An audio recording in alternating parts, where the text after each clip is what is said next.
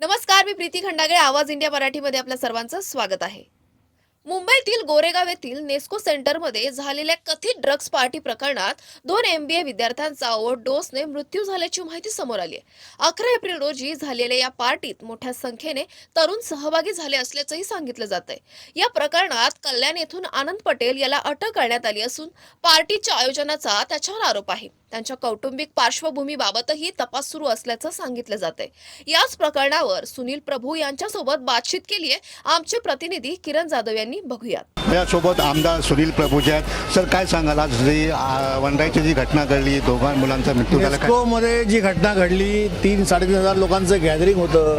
Police त्याला परवानगी देतात आणि पोलिसांना माहीत नाही आहे की तिकडे ड्रग्ज सप्लाय होतं आहे आणि सेवन केलं जातं आहे. आज 2 तरुण मुलं, एक मुलगा एक मुलगी, जी तिला जीव गमवावा लागला. मी तर असं म्हणतो की आशिया खंडातलं मोठं वर्ल्डचं ते सेंटर आहे आणि एक्झिबिशन सेंटरमध्ये अशा पद्धतीचे धंदे चालतात.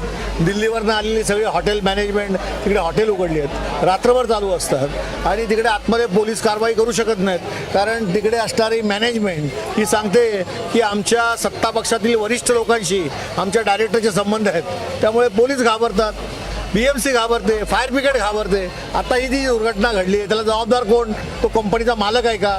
मग माझी मागणी अशी आहे, त्या मालकावरती FIR घ्या.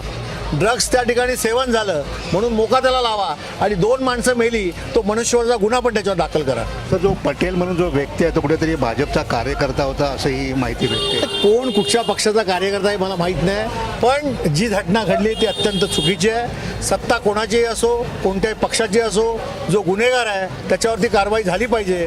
जो गुन्ह्यास प्रवृत्त करतो तो देखील गुन्हेगार असतो, त्याच्यावर देखील तेवढ्याच पद्धतीने कलम लावून कारवाई झाली पाहिजे. प्रभू सर, काय सांगाल, वर्लीमध्ये आता माहिती भेटले की DJ वरती बंदी घालण्यात आलेली आहे जिथे जे मिरवणूक चालली? तर मलाही माहीत नाही, कारण DJ वरती बंदी जी आहे ती सगळीकडेच आहे.